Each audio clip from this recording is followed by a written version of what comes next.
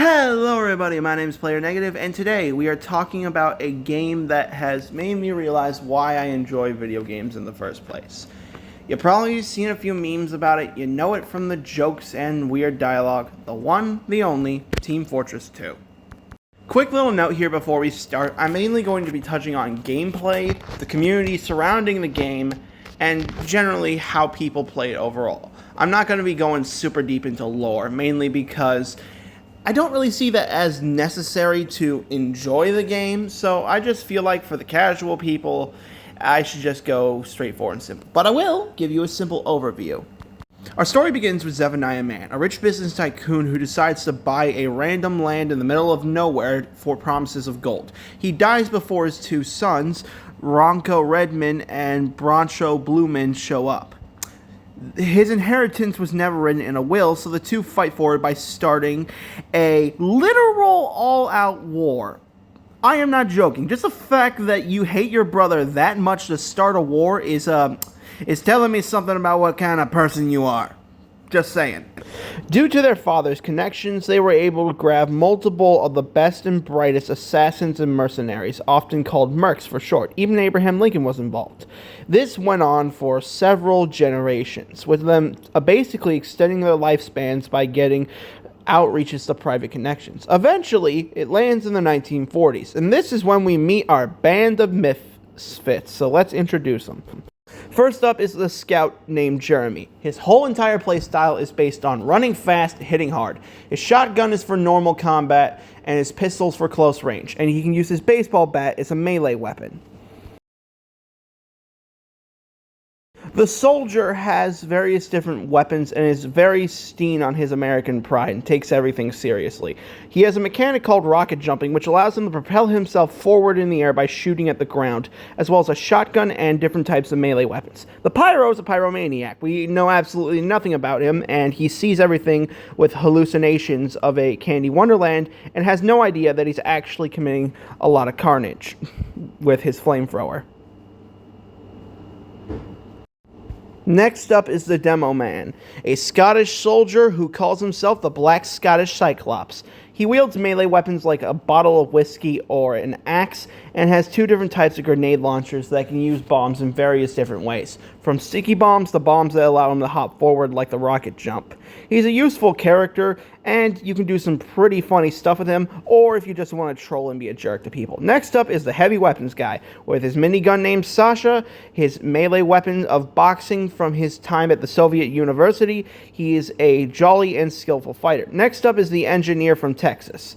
He solves problems, practical problems. He can build supporting weapons to help you in battle, or create turrets to assist. He also has various different types of weapons that can help you, like a type of photon laser gun or any different types of variants of his pistols.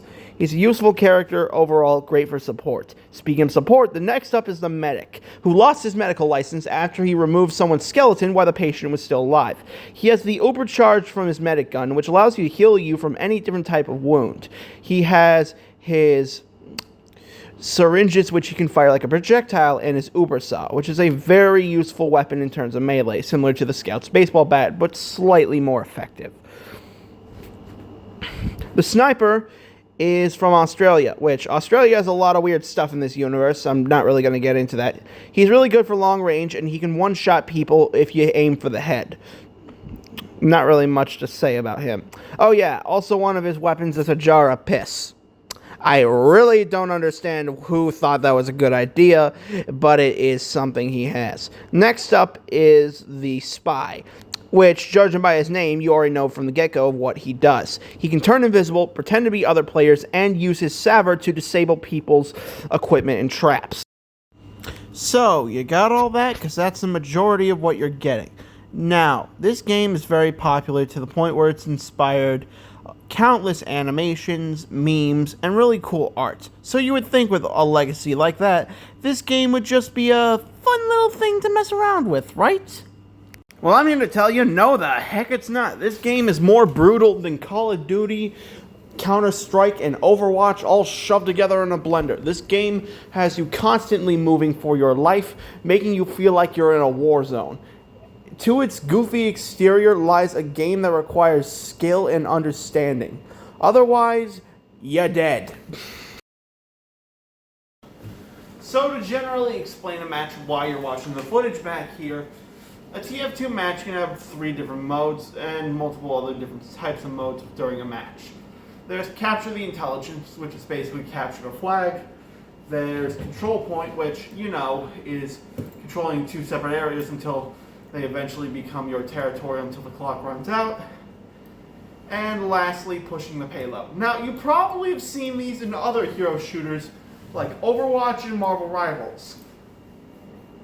However, here, it was a lot more chaotic. You see, the thing about Marvel Rivals and Overwatch is that while they do take inspiration from TF2, they lack one thing that TF2 has that those 2 games don't really try to capture. Chaos. The game is so chaotic because instead of 4 players on each team, it's 12v12. Imagine playing Super Smash Bros. With 12 people versus 12 people. It would get a little bit chaotic, right? Yeah, so imagine what happens when you have a shooter where players can customize their own loadouts to whatever they want with different classes and all just beat each other up without assistance from other players. You get one of the most chaotic games of the year. This game came out in 2007, the year I was born, the year I learned that the Wii was a thing, and to its credit, the game has aged well because it was created by Valve, a company that was known for creating games at the time specifically for PC. And why they still do that, and why they are facing a lot of lawsuits from the British government because the British can't take anything seriously or can't take a joke.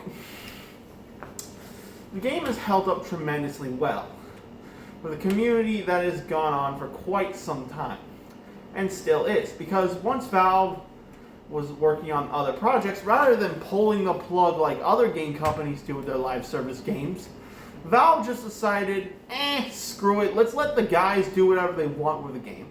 Which is how we got in-game made items by fans and other players. Items you can actually vote for to be in the games, with some strict guidelines stating what can and what cannot be in the game. There's also comic books which can continue the story, but I'm not going to get into those because I believe you should read those for yourself, alongside a few other things. The community of players is actually pretty nice and respectful. However, like every other community in video games, there's always going to be that one group of people who do a bunch of uncomfortable stuff that I'm not allowed to go into details. However, TF2 is slightly the exception because those people here aren't as bad as they are in a place like the Sonic community or the Mario community. You don't see weird drawings or stuff like that. You don't really see that. However, there is one YouTuber in the community who is an absolute pain in everyone's side. And that guy is Sailor Man. Now, let me address something very clear. Do not send death threats to this guy. Do not be too harsh with him. Instead, just take all your grievances out by shooting him in the game, which, if you're a beginner watching this video, that is super easy for you to do because he's known to be bad at the game. His loadout is actually considered to be the worst. So much so that people pretty much criticized him regularly for using it. And I think he eventually took those criticisms to heart because when I met him in the game, he shot me with a completely different weapon than what he normally uses. And like anybody who's rage-filled in a shooter, I did the most logical thing possible. I switched to the pyro and burnt him alive. And if you want proof that I actually did it to him, I have photos right here and here. And if you want a better look at those, you can just head to my community post. But overall, the game is exciting and really enjoyable, and has sparked a lot of people's interest. Not just for its humor, but also for its interesting story and external media, as well as the characters themselves, and how the game has this charm that's allowed it to live for as long as it has. The game's been on Steam for 9 years. 9 whole years. I wasn't even around when the game first came out because it came out on the year I was born. Think about that for a second. I'm as old as Team Fortress 2. And to be honest, this game made me realize why I love playing video games again, because a constant issue I had was seeing a lot of the stuff I love get butchered by people who don't really understand the value of what they're holding. Nintendo! So playing this game really made me feel a little bit better. Plus, the matches are quick and fast, unless you're talking about intelligence, because those matches can go on forever. It's really nice if you have a tight schedule. Like if you have a tight work or school schedule and you just want to get some energy out playing a game, I would definitely recommend it. And the best part about this game, it's free. It is completely free on PC. So if you can somehow manage to get your hands on some RAM and build a PC, or simply just use a laptop on Steam, I assure you, you would generally like it, and I hope you enjoy playing the game for yourself. Now granted, it does take a while to get your bearings, and I'm still learning how to play the game myself a bit, but overall, it's an enjoyable experience.